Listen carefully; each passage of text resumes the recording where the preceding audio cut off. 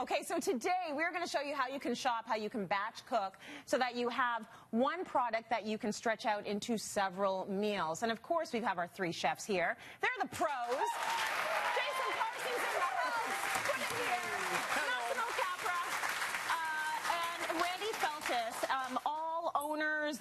You have Peller Estate, owner of Farmhouse, owner of Capra's Kitchen. You guys are out there doing your thing. And often you have to be very good about using ingredients. We've talked about this on the show before. So people at home can learn a lot from that, because when you batch cook, you are saving money. Saving money and time, right? Time, and you're often a lot more healthier that way. I mean, I know that's not always the biggest point for you guys, but a lot of people want to be a little bit more healthy with their cooking. Well, when you cook it yourself, you can control what's in it.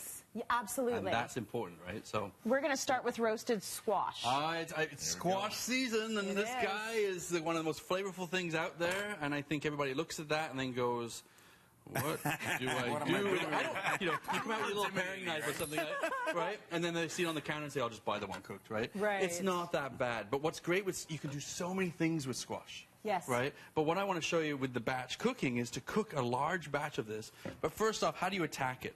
Well, take the top knife. I know. Good strong knife, you know. And a little tip is, don't hold your knives like this, because you can do that. Yes. Hold it on the blade so you've got control, okay? Yeah. Okay. So But down a bit. top and tail. But then normally I would cut it in half, but again, it's pretty big, so let's cut it in half this way. And now, all of a sudden, it's a lot easier to deal with. All right, so cut it down so it is more And you're doing it manageable. with a flat surface. Yeah, right? always start with flat surface, nice. I put a cloth, take this off. A little cloth underneath my board so it doesn't slide, just all these little things that make life a little easier. And push your it down. fingers. Yeah, basically. Yeah, and take inventory, 1, 2, 3, before and after, just to make sure. All still there. One is okay, 2 is too much. But literally what you do is, you can see how much easier it is to work with. If I was trying to cut that whole thing, it would be a nightmare. Then all these seeds, what do I do with that? I just take a spoon. Just take a spoon and just scoop it out. That's all you got to do. Now, when you're actually getting your squash, what have you looked at to know that this is the right one to buy? Like, is there anything in it that is making you understand that it's ripe or at the right consistency? Well, I think the thing is you actually, believe it or not, want it to be quite dry and firm. Okay. Okay? If it's a little soft, a lot of fruit we think we want it to be ripe, we want it to be soft, but if it's soft, it's probably going to be mushy on the inside. We want this nice kind of firm flesh. Okay. I mean, this could actually, you can see a little white in there, it could be a little riper, but, when it's soft like that, it's going to be mushy, right? Yeah, So, and if you can buy local, is always best, right? I mean, and a lot of the supermarkets and markets actually will clean these and put them in little bags or packages already, so you can buy already pre-cleaned. Yes. So that's, always getting friendly with your local market. That would be the best way to do. I love how the farmers at the farmers market don't charge extra for the dirt. No, that's right. I love that, right? Yeah, you got lots of that to take home, man. And at the same time, if you're at the market, just kind of give it a sniff. I know you're not going to get too much out of there, but you'll be amazed if you start training your nose. And people always look at me strange when I'm out buying produce, but I'm sniffing it, I'm shaking it, I'm like pretending it's a Christmas present, right? I need to know what's inside. So the other thing is, with this, that's nice and open, but with here, it's pretty dense, right? So what I've done is I'm starting to score and just make a little groove in it. You can do it both ways if you want. But what that does is allows, when it's roasting, for it to cook a little bit more evenly and to get the flavor in there. Okay, perfect. Okay?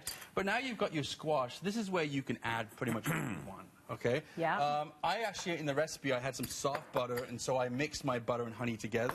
But if you don't have soft butter, you can just put it right on top like this. Okay. And this is one of those recipes where you say, okay, if that's enough, then double it. But you got to remember, right? I'm going to roast this. A lot of the butter is going to run off. It's going to go into the liquid around. You keep that too. Yeah, you keep that liquid, drink it. It's fantastic. Drizzle some honey over it like this. Gorgeous, yeah. That's the musts, and then what I do is I take a little bit of chicken stock in the bottom. If I just did butter and honey and roasted this, it's all going to burn.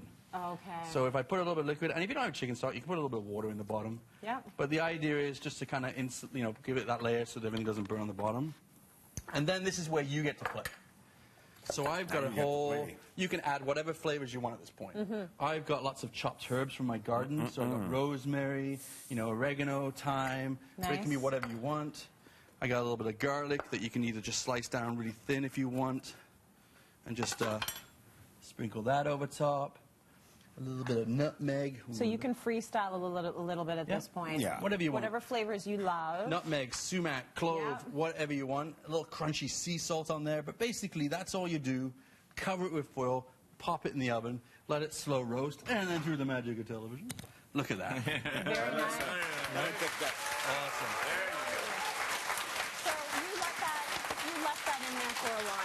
It was in there for about 45 minutes, Yeah. and then I did take my cover off and let it go a little bit longer just to get a little char on the outside, but you don't have to, right? Okay. But the idea is you've got this beautiful now, flavorful cooked squash that you can do so many things with. So let's show can we do with all it? of the options of what we can do with this squash. Here's the thing, you could take this, if you like to make a lot of salads, you can take exactly that, put it in a little Ziploc bag and freeze it. Yes. Right? And then when you want it, you just take it out, peel it, chop it up, and put it in a salad. So you've got something like this where you've got beautiful, and you don't have to freeze this. I mean, you can do it right from the oven onto the plate. Yeah. But do nice chunks of squash on the plate.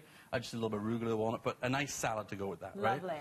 If you want, though, you can also take that while it's hot and peel it and puree it. Yes. And when you puree it, put it in a pot, add some chicken stock, and basically all the flavors you have.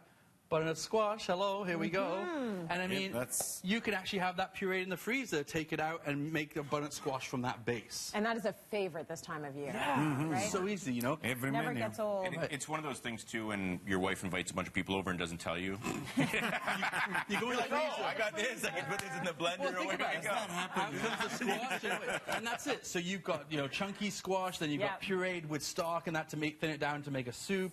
Or you can make a dip. I literally took this squash, pureed it, added some goat cheese, some spices to it, crackers and dip. How easy was that, right? Yes. And the same dip, I stuffed inside raviolis.